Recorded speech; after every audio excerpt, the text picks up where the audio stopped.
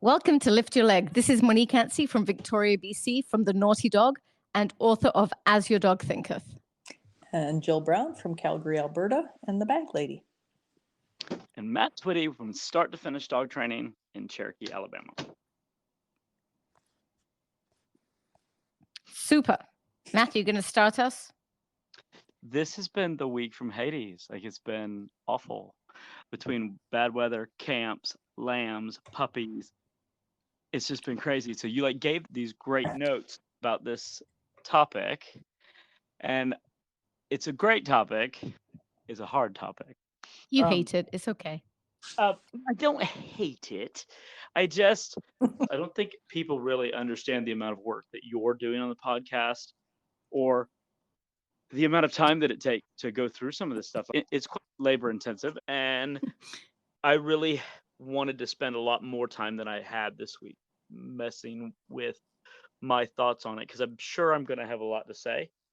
I think so. I think it's easy once this one gets going. You'll know. We have had really great feedback on all of the episodes, and shout out to the campers that were here this weekend, because they are all headed back home and probably going to be listening to the podcast. So, super, super excited about that. Monique, this was your topic. Why don't you start us off? I will. We are going to attempt to tackle body language, but we all had disagreements, I'm going to say, with doing this topic. I wanted to do feel.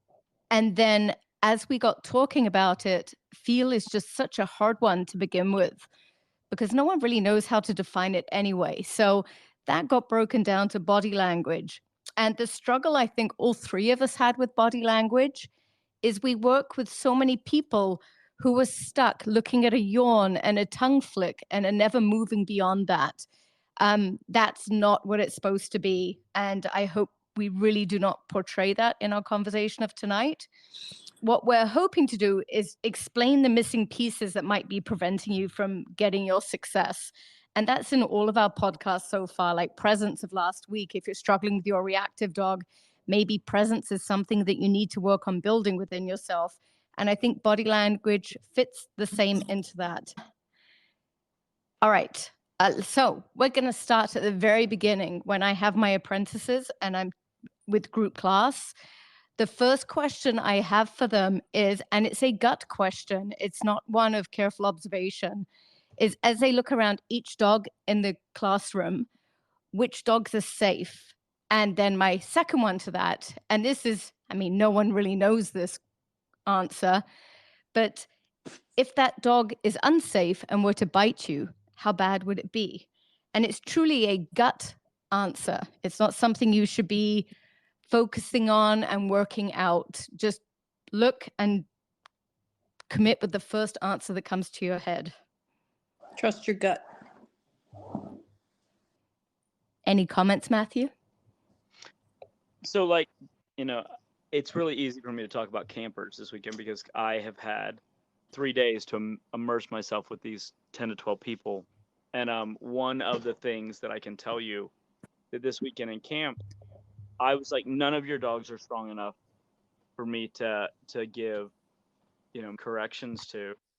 And the one lady, I think we lost Jill. We did. She might come back. Keep going. The one thing that this lady told me, I reached down and I petted her dog and told him how wonderful he was. And she's like, he air snaps at lots of people, but he didn't do that to you. And I never got a feeling that this dog would do that. So I didn't. Can I ask breed? Border collie. Oh, weird. Well, not weird given the breed, but hi, Jill. Welcome back. Yeah, welcome back, Jill. We saw you left. Oh my God. Yeah, I was trying to pull up notes and I disconnected myself.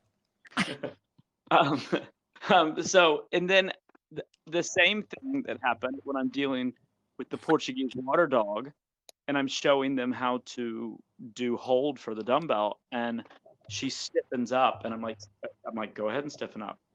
Go ahead. And I'm talking to the dog, and they're like, you noticed that change? I'm like, I felt the change because I'm touching the dog. Like I could feel her stiffen up. it was quite interesting because when you have apprentices that go around the room, you can say that. Like for me, I kind of assess that in a group setting almost every clinic. Like, which of these dogs bite me? Which of these dogs would not bite me? Which of these dogs, We have to.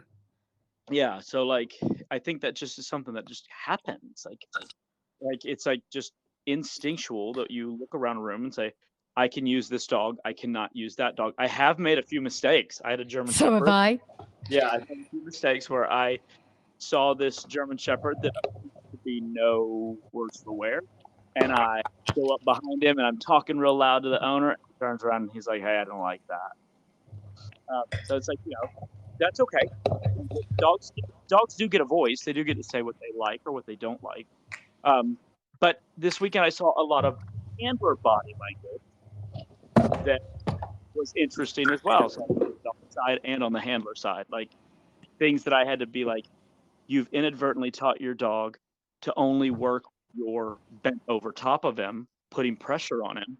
So that when you take the pressure away, the dog falls apart, which is polar opposite of what you normally see, where you see people that, are never applying pressure, and then the dog goes in the ring when there's a bunch of pressure, and the dog falls apart. This dog was polar opposite of that. So like it was quite, and most of that pressure was not coming from the person not being fun or exciting or happy. It was just coming from the fact that they were on top of the dog the whole time. Interesting. Okay, my next one that I'm asking my apprentices at the very beginning, and this is one that you are observing, is the dog's momentum. So is dog leaning forwards, neutral, or back? And then as people get more experience, this is something you need to learn as a dog is trotting, as a dog is running, as a dog is galloping. In like my off-leash social, one of the things is dogs can be running and playing with neutral momentum. It's when their momentum shifts to forward, or the dog in front, their momentum shifts to their back.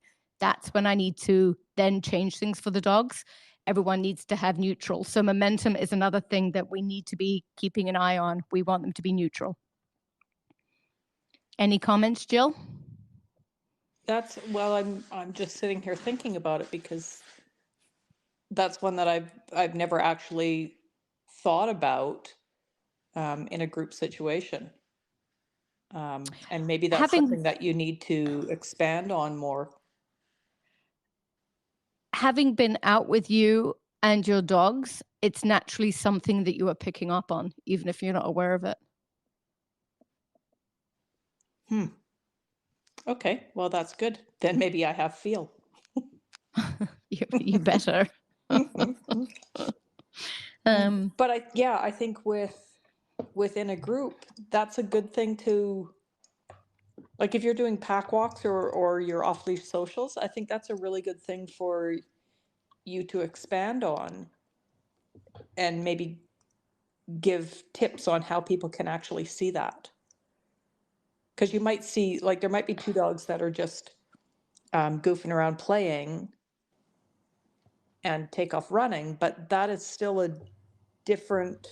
that's different than the forward momentum you're thinking that you need to reel in a little bit. When a dog's momentum shifts backwards from a run, they tilt their pelvis. It kind of drops underneath them. Going forwards, what does that look like? Matthew, help. What does it look like when a dog's running with forward momentum? Correct me if I'm wrong. Forward momentum is head down, shoulders scrunched, like they've got a plan, they've got a mission. Yes, but they can do it in a walk, a trot, standing still, or to gallop. Yes. This is fascinating. This is something that I've never put words to. So, this is something that I'm actually very excited for you to talk about. Because when you ask me, I'm sure I've seen it. I don't know how to describe it. Forward momentum is that thing that when I'm watching dogs at the dog park, that makes my heart stop. Like, oh goodness, please no, don't let this happen. Yeah. We shouldn't be seeing it in moments of play. You will, and in a moment like that, no one's aware of it, and it's rather terrifying. And then in the case of my working dog, Harry, I'm wanting forward momentum in his work, I get judged on that. But in a pet dog, it's not something we want. Neutral's good. It almost looks like confidence. It's leaning forward. Its intensity is probably going to be closed mouth. Ears are going to be pinned back. Their head's going to be lowered, and they're going to have their eyes locked on their target. There's going to be a level of seriousness to it. It makes me think of the Prada Rupert picture on the beach. Yeah, with Rupert having his forward momentum. Yeah, and Prada looks, well, I mean, he did. Prada looks like I didn't feed her because she's so skinny, but you pointed out that was all muscles firing. But we know that they're fine together, but that's kind of the picture. Is that ears back power. It's intense. Yeah. It's, if you throw something in front of them, they won't even see it. They'll just run through it. Yeah. And we equate that border collies to like when they're crouched in and they have a lot of eye, like you'll see a dog that has a lot of eye. That's a dog that never takes its eyes off the stalk. It doesn't bend itself left or right. It would make more ice cream cone type flanks, which they call slicing. That kind of forward momentum, you could see it that way in a working border collie. Interesting. Okay, from here, we're going to jump into actual little body language things that you can see. And we are getting away from tongue flicks and yawns, like the ones that everyone's stuck on looking at, because that's not going to save you. We need the big things, the big pieces. So go for it, Jill. For me, it's a tight face versus a soft expression. So everything, same as that forward momentum, everything looks like it's ready to go. Tight, tense. Yeah. You see the whites of their eyes. Sometimes, I mean, I don't totally fall into that. There was I don't know who it was, but it was a speaker that said, if you see the whites of their eyes, they're going to bite you. I'm like, really? Because my dog will give me the whites of her eyes when she's like, put the camera away. I know she's not going to bite me. It comes with other things as well, but it definitely is one of the things to watch for. One of the things Jill had said about this is one of those really hard things to discuss, because people then get stuck on seeing, not feeling. And when it comes to body language, feel must always override see. I was just doing an assessment on a golden retriever, and I saw something, and it's very hard to put this into words, but it didn't feel good. It made my heart beat faster. So then I'm trying to define what I saw, and it's really impossible. But the funny part was the woman knew exactly what I saw because she saw it too. Wow. But neither of us could define it. Like it was a gut feel, like I felt it more than I saw it. And that's the key with body language here. Never let your see override your feel. Go with feel. I had the same situation when I used to work in vet clinics. And I had one of our favorite clients came in with a new golden retriever that she had adopted off of a farm. The dog was about 1.5 or 2 years old. And when I went up to meet the dog, there was nothing outright about her, but there was just something that felt wrong in my gut. And I went away on holidays a couple months later, and when I came back, there was a cremation box on the counter. And the woman had given the dog a bone and just walked by her and stopped and said, "Are you enjoying your bone?" And the dog came up off the ground and grabbed her by the face. And she felt horrible, but I was like, you can't live your life wondering if that's going to happen again. But again, it was just a feel I had. There was nothing the dog did. It just wasn't right.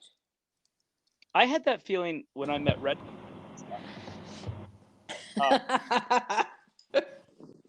And I loved him. Like Reggie was one of these dogs that you could not help them. But I didn't know you said my dog. I heard Ray. I'm thinking, why a border collie? That's just Reggie, because Reggie knew how to use a whip. No, Reggie just had that, again, forward momentum. He had that down to the science, and he had a sense of humor about it. He'd do it and then laugh about Oh, it, yes. and he made the hair on the back of my neck stand up. Like, I told Monique, I said, "He gives me the willies," and she's like, "Interesting." She's like, "Because he doesn't always do that to everybody. He did to me, like he was one of those dogs that did it to me."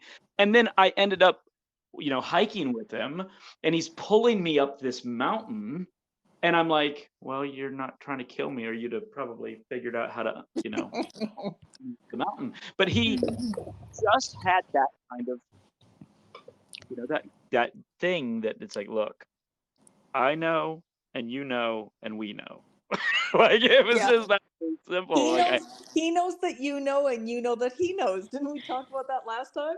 We did. did. Now, we must add to this, Reggie never did anything inappropriate with Matthew. Oh, No. other than It was whack him just with the whip. he just had that air about him, and he's a sport dog. And being a sport dog, you built a lot of that in him. It was there. I don't think you can build that. He I was his fifth home by 6 months. There's a reason for that.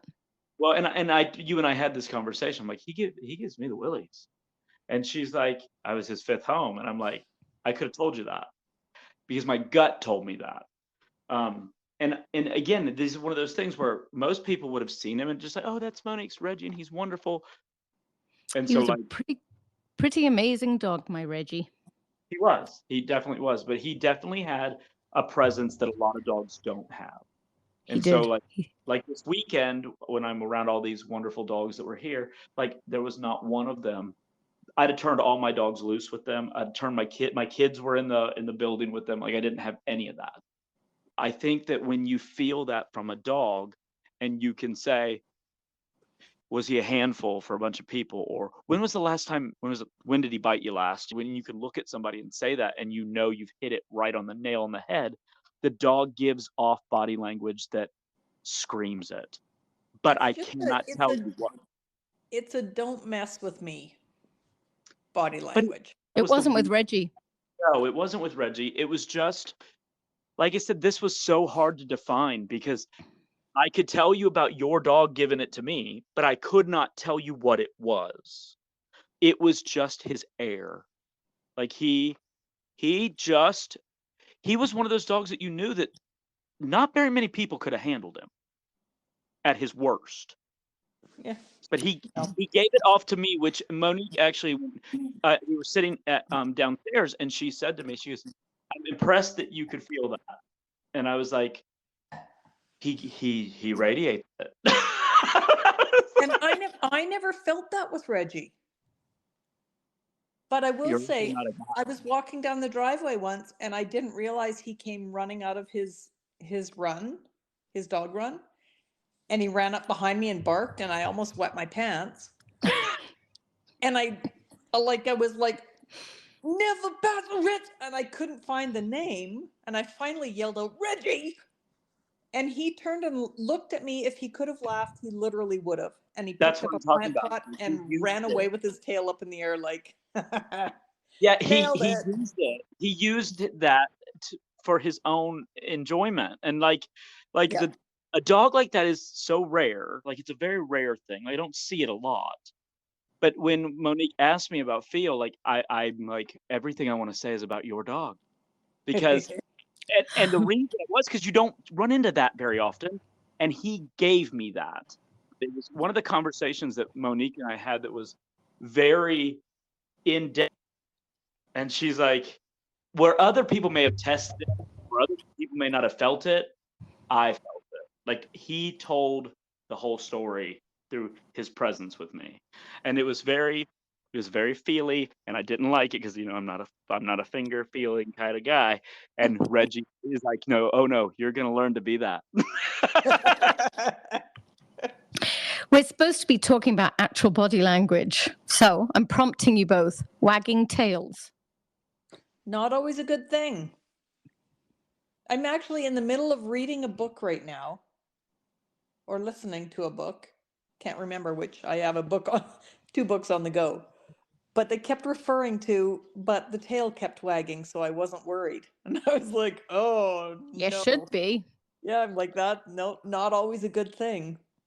And the A way wagging tail is a desire to engage. It does not mean friendly. It can mean friendly. There's a certain type of wagging tail that means friendly, but a wagging tail on its own is just a desire to go forwards and engage. right. So should we talk about the different types Go of for it. tail wags?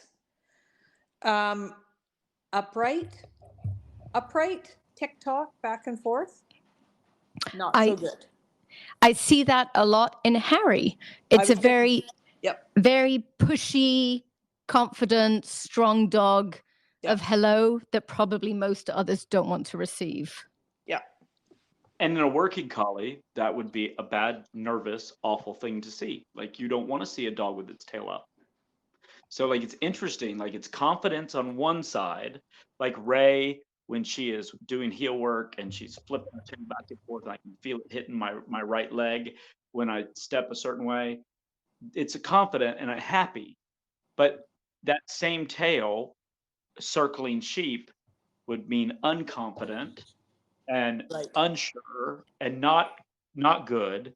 So it's interesting that tail up in certain scenarios isn't what we always think it is.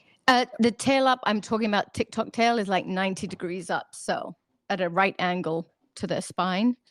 And I see the same tail wag with Pippa with her sheep.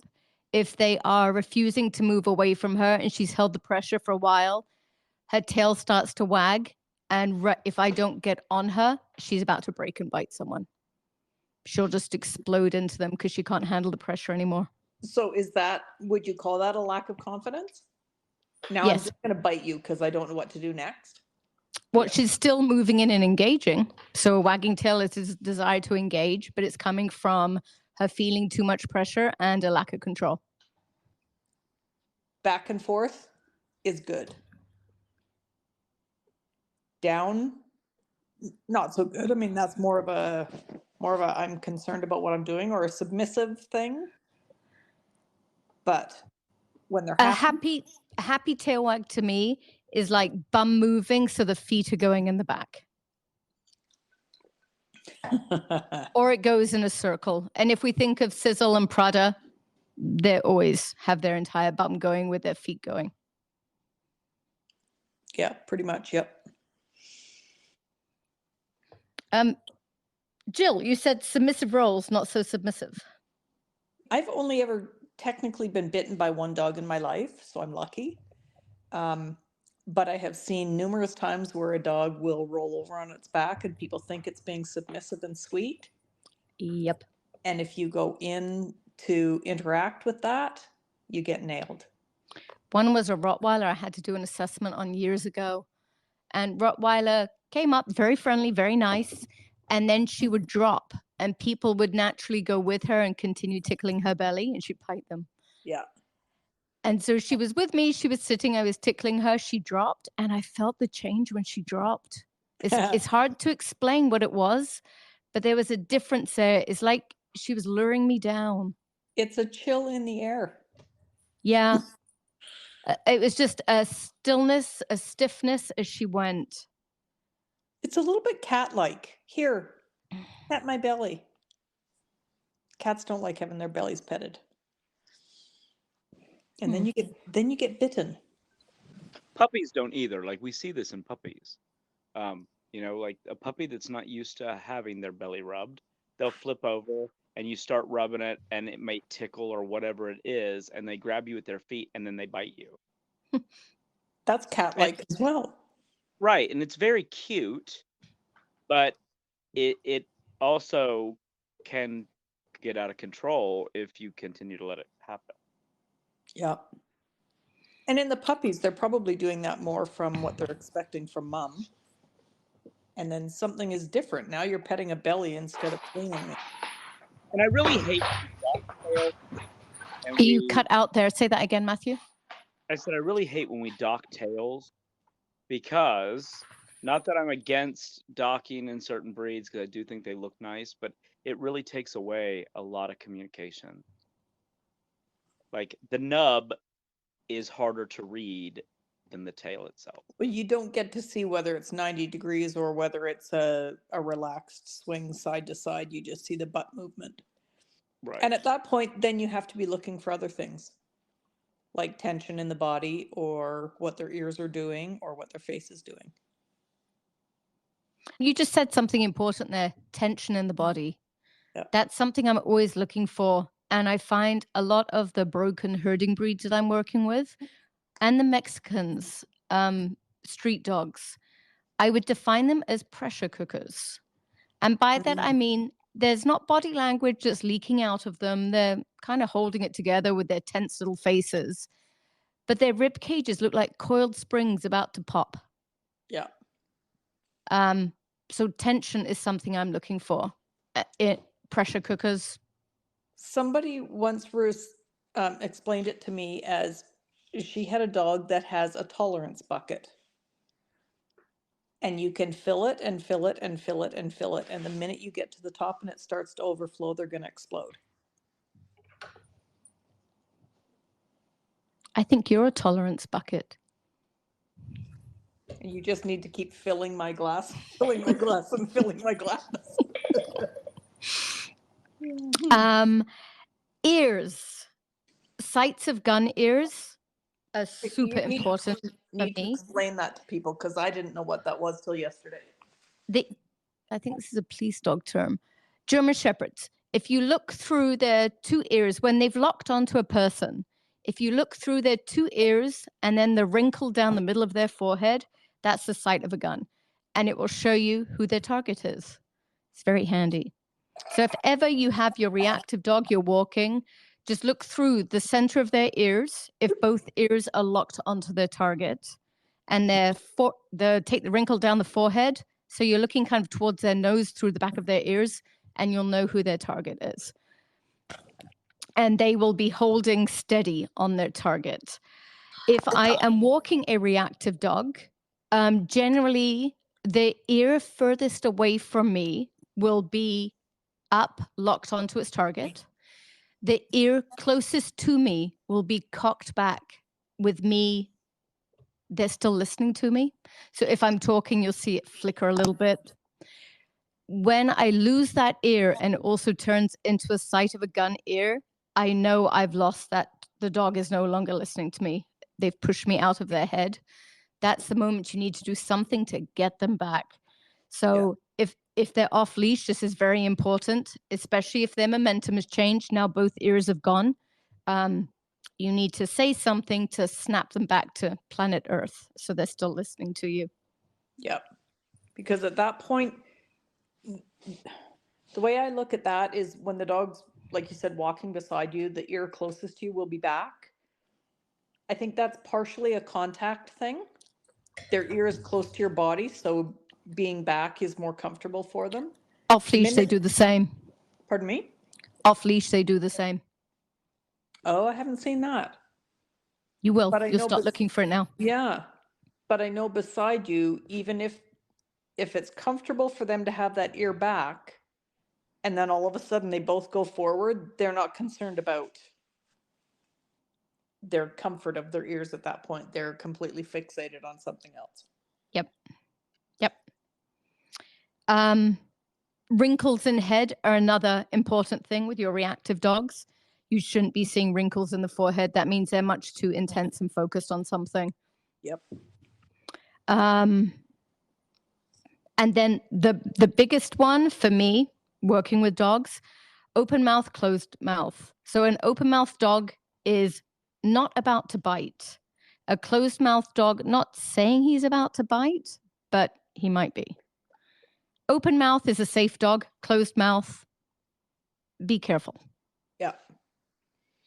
Matthew, speak up. Okay. Well, we always try to get, in sport dogs and obedience dogs and stuff, like I try not to start an exercise until my dog's focused with a closed mouth. Like I know, try me to, too. Closed mouth intensity. Yep. yeah, I try to whether it's healing or whether it's, the broad jump or, whatever. And I think that we do that to increase drive and intensity and focus in our, Intensity. Yep. yeah. So like without ever dealing with dogs that do this without training, you would not understand the importance of it. It's kind of like barking. Like barking is a stress reliever for a lot of dogs. Um, it's the same thing. This closed mouth intensity that we get in sport dogs, it's great. Pet dogs can be a disaster. Yep. And I agree. Closed mouth is something I very carefully teach my sport dog. But I don't want it so much on a walk. Right. I don't know if this is in the same field as that, but in my job, I have a lot of interactions with dogs. And I have learned that if a dog is running at me barking, that's much less of a concern than if a dog is running at me quiet. Thank you. Yeah. Barking is a very carefully bred in skill in certain breeds to make people go away so the dog doesn't have to bite. Yeah. So barking is a good thing. Silence, not so much. Yeah. Especially silence with a closed mouth. Be careful. Yeah. I always say that barking and arcing is fine. Barking and straight is a problem. So like, whenever I watch dogs that alarm bark out of unconfidence, they will alarm bark and go in a circle. And in that circle, it's like, okay, you're a wuss. You're not really coming in. You're not going to come directly at me. Now, I'm not saying that the dog might not come around you and nip a heel or something like that. But most of the time, if they're arcing, they're not confident enough to actually make contact. Right. If a dog is coming at me that way, never allow them behind you. Ever, ever, ever. Keep turning and facing them. Yep.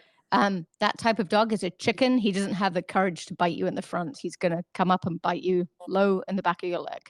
So if you turn and face him and don't give him the back of your leg, he either has to get the courage or back off. And most likely he will just back off.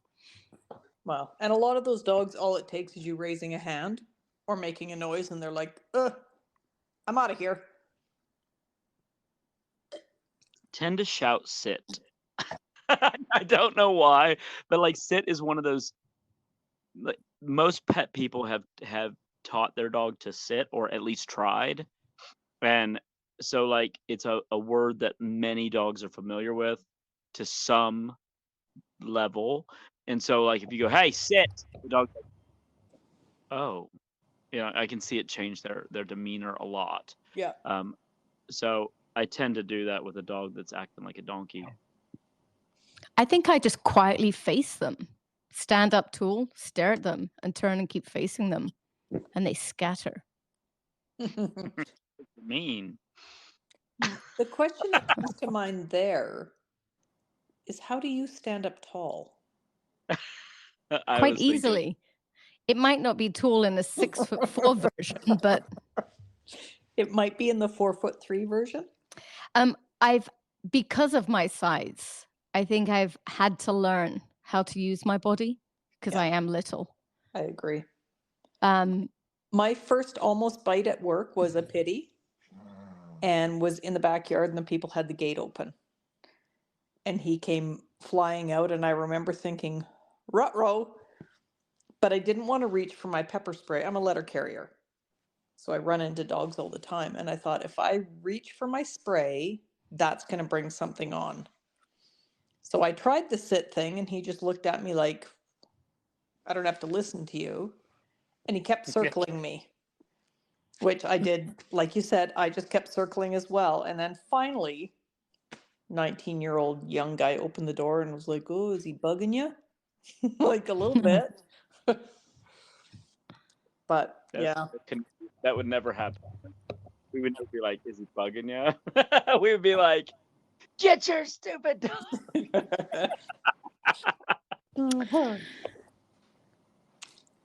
Okay, next thing.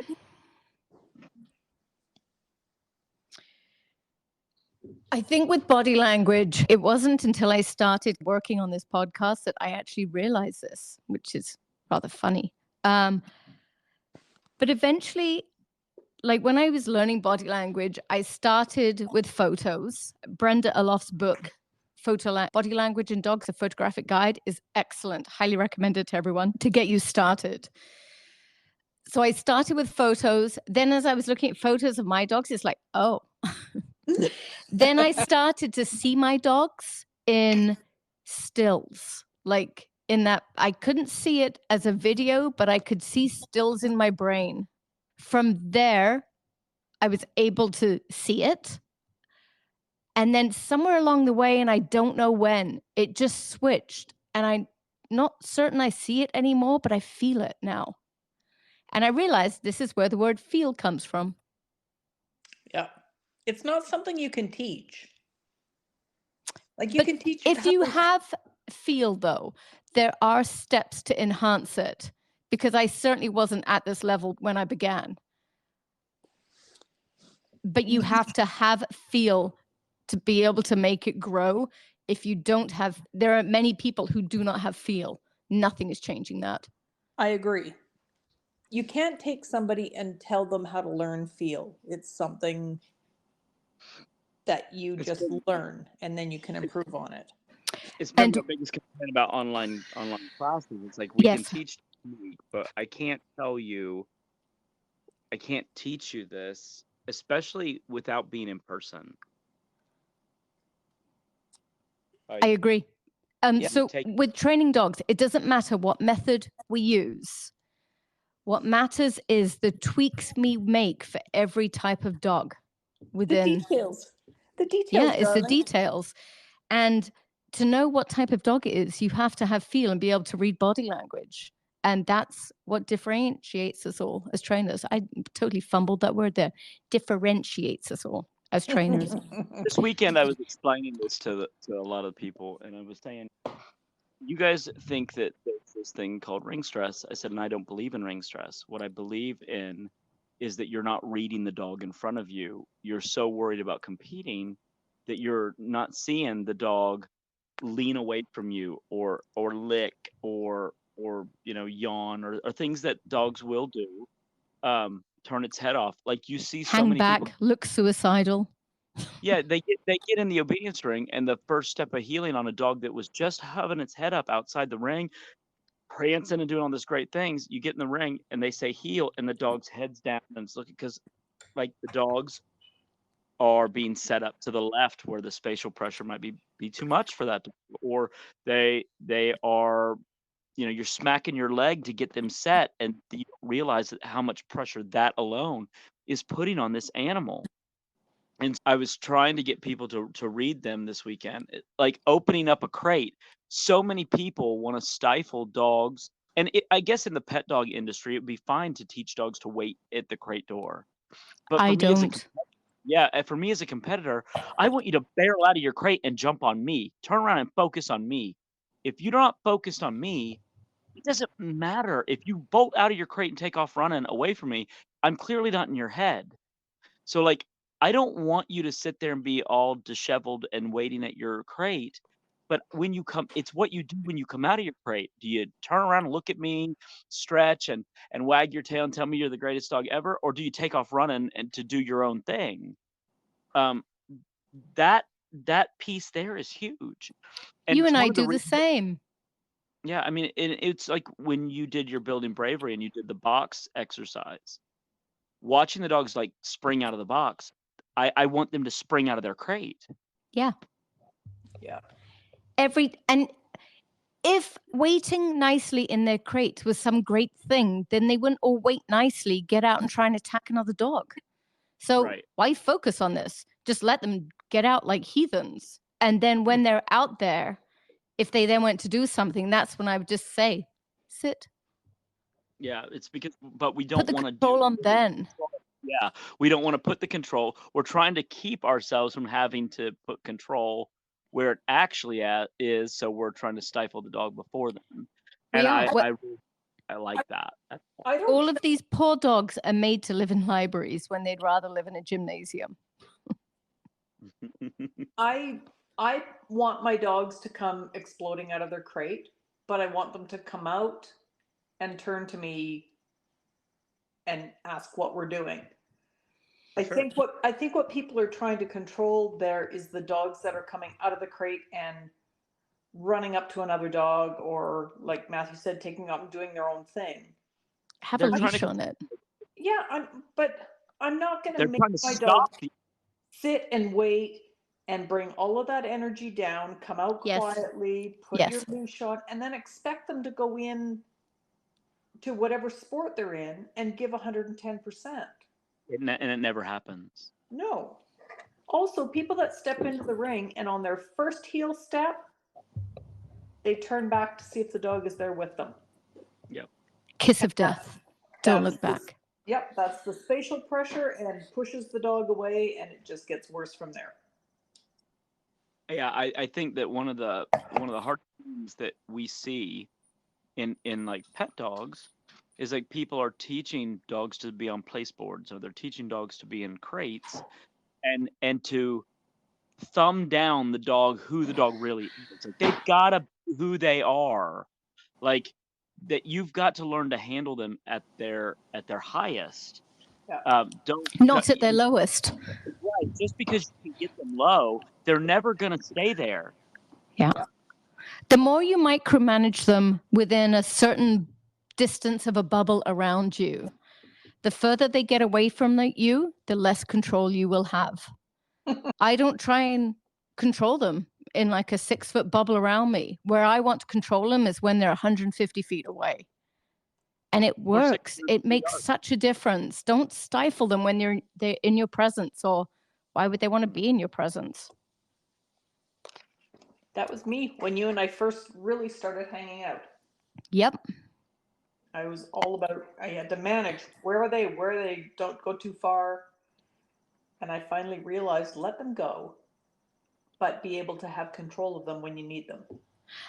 I want to, this isn't body language, so I'm totally going off topic, so sorry. But do you remember baby Prada when we were down at the marina and you asked her to jump up on that log and you were using food to get her up there? Yes. So it was baby Prada. She was young. Jill pulled out food, asking her young dog to get up there. Dog didn't have the confidence, but the food came out. So she was going to do it because she had been asked. And Prada totally got squelched. So she did it, but didn't want to do it. But her work ethic kicked in, so she kind of had to. And I made Jill put her food away and race around that tree stump until she was able to get her puppy to jump on it. And then we ended up doing other things like going down on the marina with no leashes, getting Rupert and Prada to follow us down there without using food or control of any way, but making them want to follow us. And it was fascinating, the difference in what we were able to get by being silly and making them want to follow us versus using food and luring them into it. Yeah. Did I explain my point there, Jill? Well, to me you did, because I was there. I'm not sure Matthew? if everyone else. No, yeah, I mean, like you said, you went off topic. I mean, it's not about body language, but it was definitely about a moment where where we went to in this, squelching the dogs, or just luring them with a cookie. I don't believe in socializing puppies with food. Like, you don't take food I agree. with you out in the world. I want them to see the scary fire hydrant. I don't want you to use the food to enact their olfactory and then walk blindly by because their nose is in your pocket and they never see the fire hydrant. And then one day when you don't have your cookie, the fire hydrant sits out there like a big sore thumb and they're afraid of it. And now we're not in a spot to deal with it. Like, puppies need to go out in the real world. They need to be afraid. They need to see that you're okay with it and just get over some things. I do agree. I think we stuck with the body language thing. We just flipped it from dogs to people. Because instead of having our body language, which was basically nothing, but using food to try to get her up on that stump, all of a sudden I was being beaten into running around that stump and being as stupid as I could be. to get Prada to follow my crazy body language and get up without being lured. Yes, for her, the luring kicked into her work ethic. So she was doing it, Yeah. but in the process of doing it, it was doing her damage. It wasn't doing her good. And she was getting less confident as the process went by, not more so, even though she was off leash and totally doing it of her own accord, because there was no way you could make her, but her work ethic was making her. Yeah. And it wasn't until you got silly and the food went away that you could see the holes that were present and then fix those holes. Yeah. And that is going into feel, because in that moment, it was subtle. You didn't see what I was seeing. And No, you thought I was a bit crazy. You were just yelling at me to keep running, and I was out of breath. I find reading dogs fascinating because some of the families that I work with that have their nasty dogs, they are absolutely the best at being able to read their dog's subtle signs. And I'm talking micro signs, like not even the whites of eye, but an eye flicking in one direction. And they know what that means and they won't push that dog any further. So it is easy for lay people to understand this and get this if they have feel. And when they've learned the hard way. Yeah. And when they've learned the hard way, yes. Yeah. But even learned the hard way, not everyone learns, only some do. True. But quite a few. And we have to remember that there is behavior that is also medical. You're talking about things like if a dog is having a grand mal seizure and they're laying on their side and they're kicking and they're doing these things, that's still a behavior that happens that needs to be read. I just lost Gurley a week ago. And in one of the things that led to that really hard decision was she had a seizure. And having a seizure was, I had to recognize what was actually happening. She'd been having these little episodes where she'd fall down and she couldn't get up. And I'm like, I would go over and she would be totally normal, but just laying there. And so I'd get her up. And then at the end, what created the end was it was not just falling over. It was falling over and having a grand mal. Understanding behavior that is medical is also really important for our pet dog people, because understanding what that looks like, it is incredibly hard to watch. Dogs can bite you and hurt you in those moments unintentionally. If we're going to talk about body language, medical body language, talk about, you will see sometimes dogs that do things under stress that are weird, like jaw clicking, where they will it's like a half yawn with just the bottom jaw.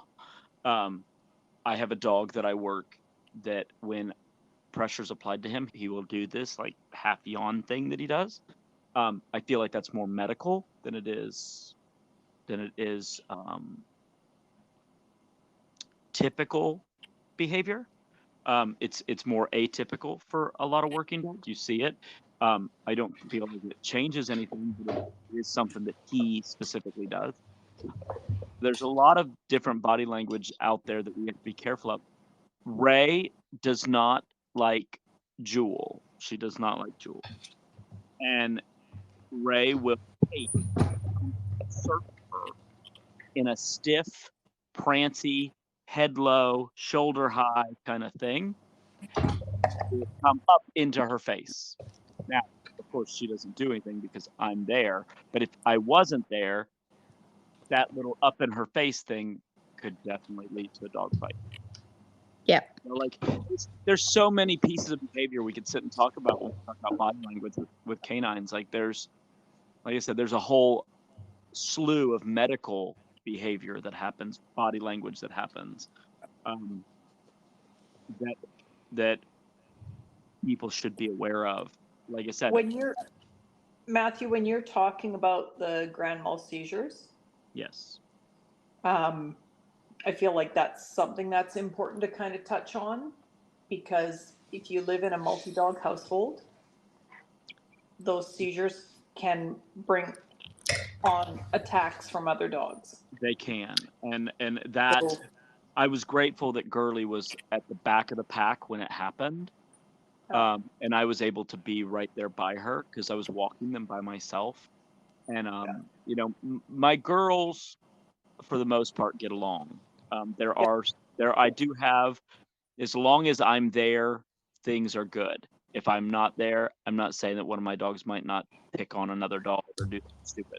But like with Gurley, it's scary crap out of me because I'm like, oh my God, they're all loose. Yeah. They're all loose, and she's gonna have this happen. And like I said, it's terrifying. You keep your head about you. I had 6 other dogs loose, and they're running, and she's fallen over, and she's literally having a grandma, like not a small one. So it was a really hard thing, and it was worth talking about. Like, it was one of the reasons that this was a hard block for me this week, I think, because I just had dealt with this. But I will be honest with you, like, it was something that I could not avoid, even as awkward as the conversation has been for me. I didn't want to avoid and not talk about some medical things in canine body language that people need to be aware of, because any weird thing that happens could trigger a dog fight in your household. Absolutely. Oh yeah. Absolutely. I had a seizuring dog that I never left her alone with the other dogs. They were always separated because, I mean, I have also had other dogs that I was 110% sure that there would not be an issue. But if you have any doubt at all, just keep them separated if you're not there.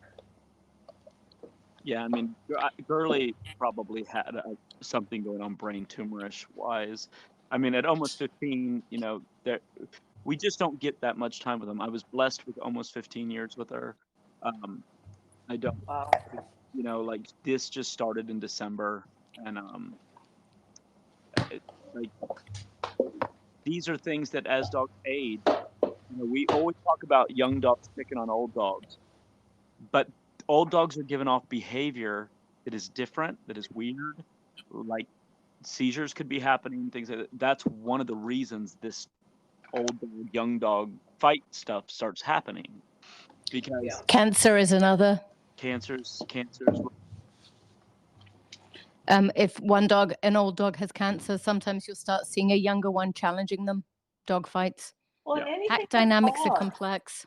whether it's a change in behavior or a change in scent Body Or language. strength, who knows? Yeah, like we used to tell people, again, I used to work at a vet clinic, and when people would take one dog home after surgery, be aware of your other dogs because they're going to be kind of weirded out by the smell of your dog coming home. It was a bigger deal probably with cats, but still with dogs, you bring one home and it suddenly smells like a vet clinic and weird stuff and medicine, and you just need to be careful of it. So again, this was one of the hard parts for me this week, talking about this topic, because I knew I would have to go here because it's something that has to be brought up, but it is super hard. But also smiling. Dogs that smile, we all think that's so damn cute, but every dog that I know that has smiled has nipped somebody. Oh, Prud is in trouble. No, I was going to Prud say. is a danger. Well, and I have to say my experience is different because Good. I've only just noticed that Prada is smiling. Prud always smiles. There is never going to be a and nip. Squeals to go with it. And Punch was the biggest smiler of all. She was like a total toothy grin. And she never would have put teeth on people. But she's a Hey, golden. Matthew, I'm not sure if I agree with you on that. So, like, our friends Tila and Rob were here, and they where they do training and stuff and boarding. And Tila and I were talking, and it's like, every dog that smiles, she's like, it's gonna nip somebody.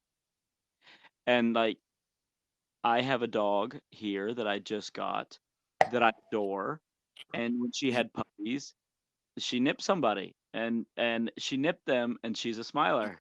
And so when I said this to Tila, she's like, every dog I know that smiles nips somebody. And that's kind of minus your golden retrievers, which would have been totally out of character for them. Most of the other breeds that I've seen that smile have been nippy at some point. Is that herding breed specific versus sporting breed? It could be. I'm around I more wonder. because I'm definitely Field trainers, in my experience, the ones that I've talked to, hate the submissive, the smiles from dogs because they say it's a submissive thing. I can agree with that. I dislike the dogs that smile like that and then take me by the arm. I do not like that. Yes, Oh, they're putting their mouth on you. Yeah. So like I don't know if we classify that as a nip, but they're definitely oral. There's an oral fixation there. but That again, with the Goldens, I mean, with the Border Collies, or if you're talking healers, yes, I would be concerned about their mouth on you. Mouthing with a Golden is different than mouthing with a healer. We can all agree on that. The dogs I'm thinking of are board and trains that I've had that were Goldens that were an issue. I have never seen a Golden that has mouthed in an aggressive form. Yes, some of them are hard mouthed, for sure. But I haven't seen it as an aggressive form. And I'm curious In that moment, it wasn't aggressive, but those dogs had bitten people. And I definitely like the idea of it being submissive because I can agree with that with the dog that I bought. She does it when you do like super high pitched baby talk to her and you lean over and she comes, wiggling up to you and she starts smiling. Yeah. And then like she would do that and then with her babies, like she'd nip somebody. And it's like, and not hard, like she never drew blood or anything like that, but she definitely hit their knee with her teeth. And it's I'm curious, Matthew. Why are you calling this a nip versus a bite? What's the difference in your mind? To me, a bite is going to be a bruise or drawn blood. A nip would be something that's just a dog giving a warning. Because truly, if she wanted to bite down, she could have, but she didn't bite down. She just nipped. See, in my experience working at vet clinics, people would say he just nipped them. No, I'm Because using it's a this Chihuahua, a nip is still a freaking bite. Yeah, well, I'm using this as in she did not clamp down. Okay, She just hit them fast with an open mouth. right. Okay. And she had puppies, so like I mean I can't I'm not gonna freak out about that. She doesn't typically do that, but she is a smiler and she did do it. I remember being told with Punch not to encourage her. It was more her singing, her talking. And I did, and it got worse. But the smile, I don't know. Maybe it's just my breed. I'd be less concerned about a Golden smiling at me than I would like a Malinois. I've worked with a lot of them. I think the mini Americans that smile too. Yeah, there's a lot of them, and they're not the most confident dogs. A Quaker Yeah. Huntington comes to mind too. Like I love the, it. oh, I What think did they're you say? beautiful. What breed? A Quaker Huntington. What on earth is that? Quaker Huntington. I sent you pictures of them. They look like They're a little beautiful. white and brown little spaniel thing. They're Okay. really cute. I really like them, and I find them to be super attractive and very alluring as far as wanting to own one. But they're not the most confident dogs if that you'll ever see, and I could definitely see them being nippy smilers for sure. I'd have one in a heartbeat if anyone would send one my way. Are you soliciting for dogs? She is. Maybe. Because Shameless plug. Because I just need more of them. I'm just waiting for my Basset Hound puppies to arrive You're joking, right? in cardboard boxes on my front door. Oh my God. In the mail. Off topic, somebody tried to send Labrador puppies in the mail, in boxes. Not even joking. Well, you can send chickens and bees in the mail, so I guess why not a puppy? I know, so why not a puppy? Exactly. Well, let's just be honest. Like, if any dog was going to handle that, a lab puppy probably could handle that. Oh, that's not untrue. Come out No. fine the other end. Not untrue. No trauma whatsoever. Good fox red lab, Oh my God. We have been here for a long time, so we should end. Any final points either of you want to make? I don't think so. Did we cover all our points? We did. Wow. Always This be. was- And it wasn't as hard as we thought. Are we now No. brave enough to actually tackle feel? I think if we tackle feel, we need you to have your list of questions, and then Matthew and I just answer them on the fly. Joe's basically saying she doesn't Jill want. said, "You work all week, and I'll talk to you on Sunday." No. I think when you send out things, Matthew and I are like, we don't know how to deal with that. But I think this went really well. But like I said, I lost my dog last week, and so, or a week and a half ago, I can't remember. So knowing that we were going here, Yeah. she was the biggest teacher for this. So like, Yeah. just was not a topic. Like Gurley was the teacher of body language and canines. Like, she would go with me to aggressive consults, and she would tell me if a dog was aggressive or not. And I didn't have to read them because she would.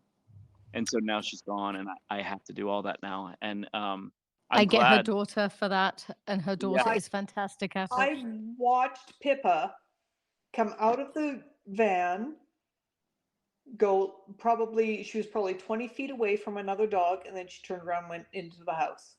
And I was like, I have never seen that before. And Monique was like, yeah, this is not a dog we want to mess with. Pippa's Yeah. out.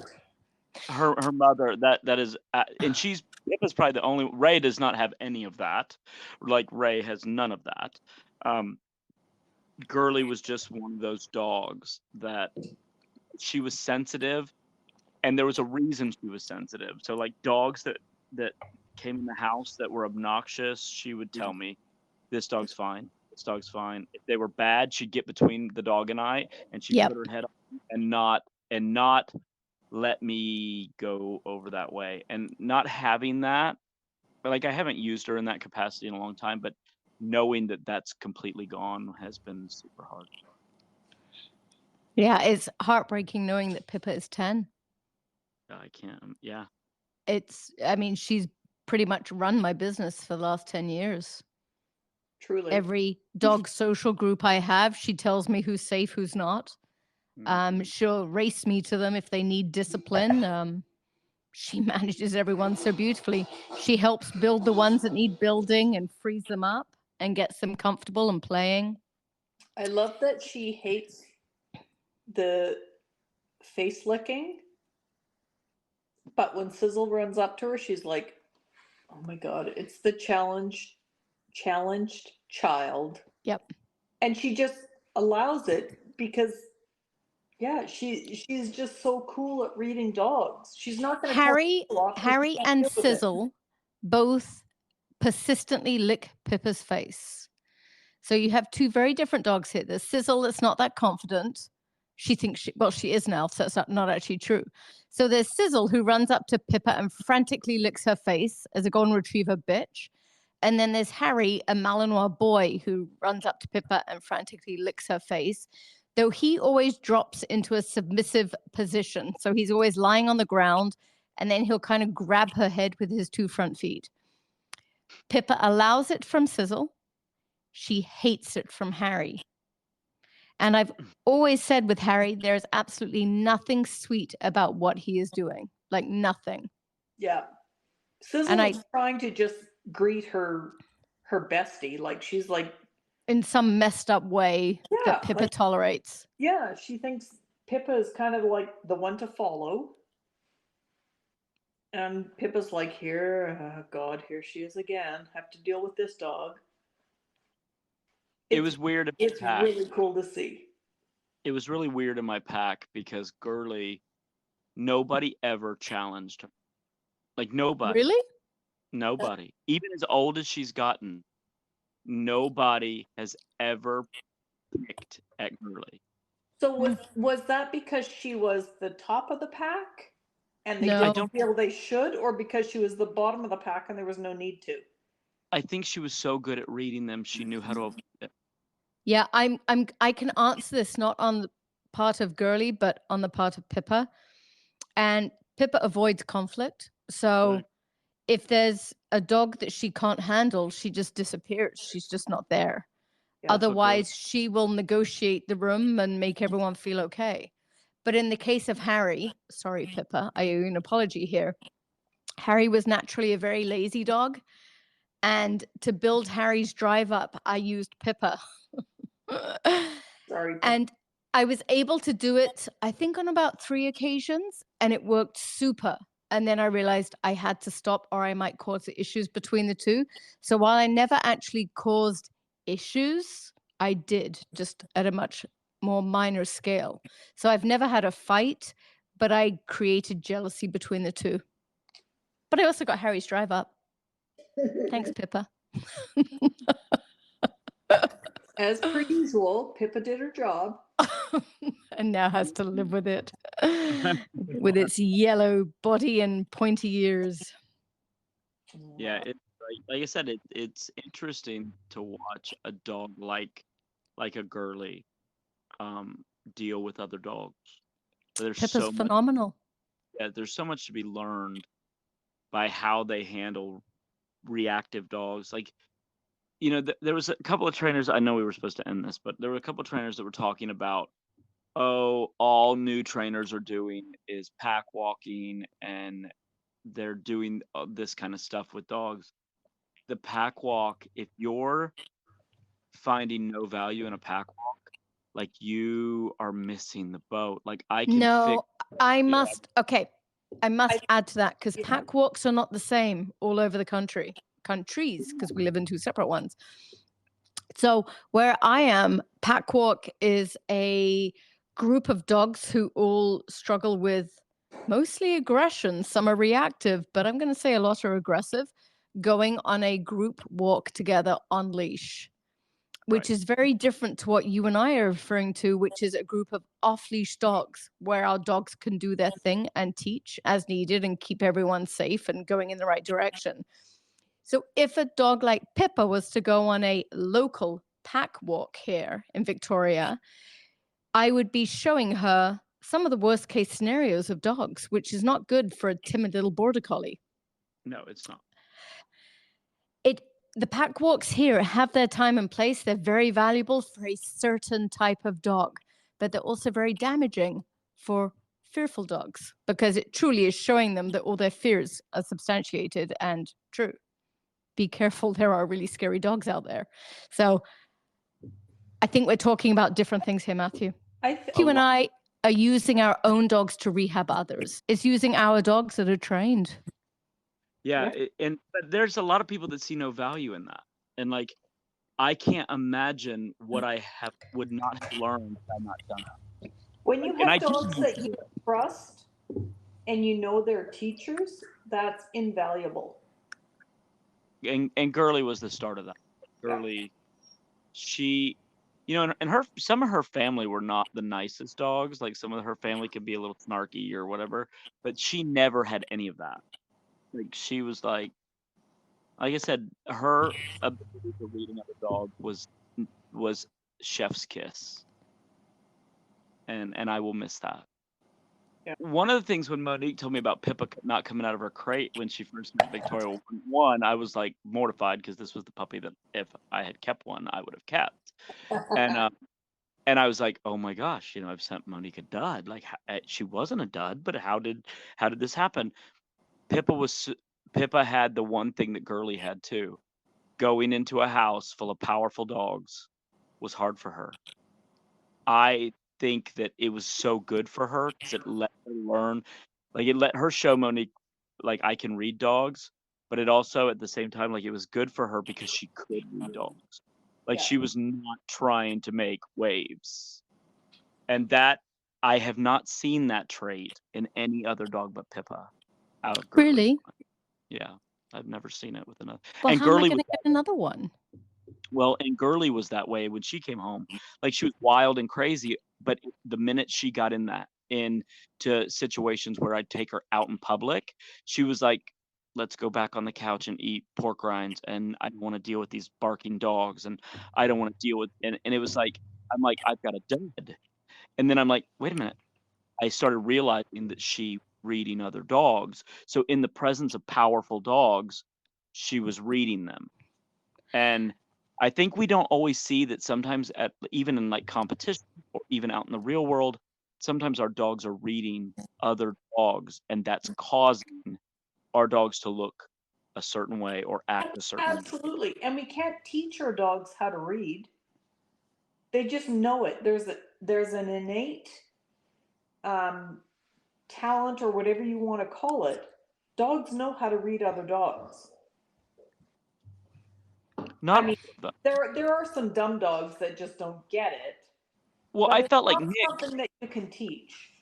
Well, I felt like Nick was kind of socially inept sometimes. Like I felt like he thought everybody should love him, and he could run up to every dog and it's like, whoa, buddy. Golden Retriever. Yeah. Yeah, Crystal you runs can't up to do dogs that. and barks in their face. It's totally inappropriate. She can't read them. Yeah. And Nick was a heart of gold. Like Nick's got the best personality. His zest for life is infectious. He doesn't have a mean bone in his body, but he just didn't read other dogs well. And like Gurley, he'd run up to Gurley and she'd smack him with her paw. She's like, "Get the hell out of here." You're too happy.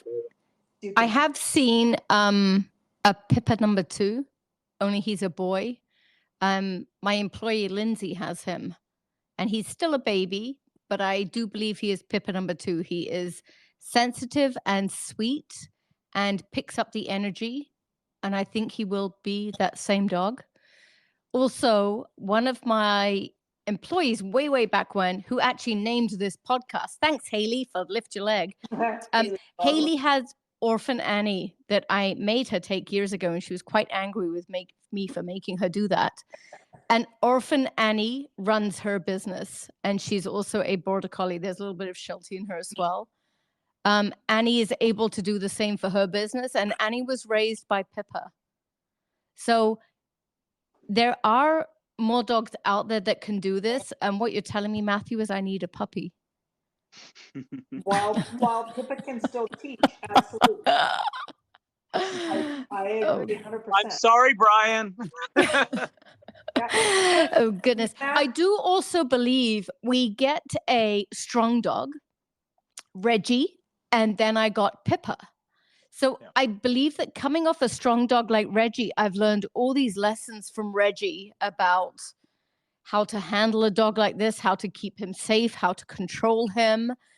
And then I get my next prospect, which is Pippa, who's a dog in a million and going to be this powerhouse border collie. And I'm coming into it with German Shepherd energy from the last dog I just had, who was a true powerhouse. And I think without ever intending to, I certainly didn't help matters any with young Pippa. And I do think, Matthew said this on one of our podcasts, that we go from he didn't use his words, but I'm now renaming what he said. We go from a powerhouse to a wilting flower, to a powerhouse to a wilting flower. And I think that's the energy that we're coming in it with. Like after Reggie, I was so determined not to lose control with the next one that poor Pippa never had a chance. So that terrifies me. Why? From Crazy Sizzle to, and don't get me wrong, I love Sizzle. But I went to Wonderful Stable Prada. What's my Prada puppy going to be like? I think you're ready for wild again. Because I think you did inhibit Prada a bit without realizing it, because you were so scared of what Sizzle gave you. You're going to go back to a dog where you're struggling with a little bit with control again. Which I do with Prada. We do go from a powerhouse, and then we're prepared for a powerhouse, so we make sure it doesn't happen again, and we squelch them without realizing it. They give us what we need, and I certainly have no intention of squelching the next one. Well, and to be honest with you, Jill, like Sizzle, most of her issues were not like how you handled her. A lot of them were her temperament. They Yes. were, And so but they were also how I dealt with her Right. reactions to it. I mean, I'll take a lot of the blame for her, but There is no blame for Sizzle. Matthew, I think what she's referring to is Prada. yeah, yes, this is done. If Prada's having babies, I don't want another Sizzle from Prada. You won't get a Sizzle, but I think with There's both Jill and myself, with Harry and Prada, we got these super stable dogs because our last dogs weren't so much super stable. Then what comes with stability like that is a little bit of laziness. Yeah. Because in a dog like Reggie and a dog like Sizzle and a dog like Punch, that little bit of doubt in the back of the dog's mind adds amazing flash and flare in your obedience. Absolutely. So now we went to super stable, and these dogs like, yeah, whatever, 100 people Yeah. watching me, yeah, whatever. Yeah, you don't. I don't care. You don't have the flash. There's no flash there whatsoever. It's like, oh, Harry, please just run a little faster. I was from Burley to Ray, and the difference could not be bigger. Yeah. You know, Ray she's everything her mother was not, including the good things. Like Gurley could read dogs. Ray doesn't. Ray doesn't care about anything. Harry doesn't care about other dogs' opinions either. He just says he's super and they should love him. He just dekes out of the way.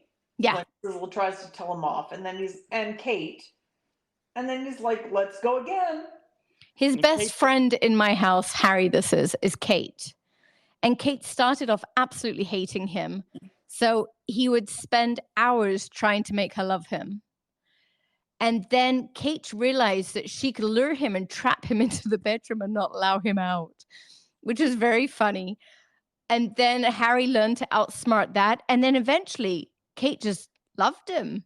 And suddenly Kate became much more social in the house. She was always around. And Harry still adores her to this day. And she really likes Harry. Oh my God. Yeah. Harry. What I had with Pippa were very difficult to raise and probably didn't stand up to their brothers and sisters in the litter at the beginning. But that sensitivity level that they had is the winning edge that they also had. So when we put the right work into them and built and built and built and built and taught them they were invincible and built some more and built some more, gave me one of the most amazing dogs I've ever had. And ironically, I would never have picked Pippa in a million years. And now I would take her again in a heartbeat. She would now be my first choice. That's how Gurley would be as well. Yep. I don't think starting with a sensitive dog, maybe sensitive is the wrong word, maybe sensible is better. Both sensitive as well, like very noise sensitive. So I don't think that's a bad thing. You can build on that. And I think that a dog is more sensitive, is going to be easier to train. I agree. providing you're aware of the input that you put in there. Absolutely. Yeah, but keep in mind, like it depends. Like if you're gonna do CKC or AKC, that's I'm sensitive. doing neither. Like Pippa runs my business, so Yeah, it keeps you in business. But like that CKC, she'd like her retirement sometime soon. and she wants a pension. Exactly. Yes, she does. Her pension are her sheep. She has an entire flock. I like that dog that is a little sensitive, not uber sensitive, but you have to be careful the breed that you pick. Like, you know, border collies, at least the working bred ones, which is where I've got my experience, they were bred to be a little sound sensitive. They're bred to take a whistle at 750 yards. Yeah. Or a mile. Yes. I mean, you know, and to respond to that whistle at that distance. Yeah. So like there's gonna come some pressure sensitivity there. So the ability to take that whistle and listen at that distance to override their drive and still have the courage to take my ram on who's about to kill us both. Yeah. That's a very special dog. It is. And it takes To listen when told, but override me when I need you. It takes a handler, trainer, to know that they've got a sensitive dog and know how to deal with that. A sensitive dog can go the distance if you know how to deal with that. Yes. We should end because this is the longest podcast we have ever done. What is our topic for next week, you two?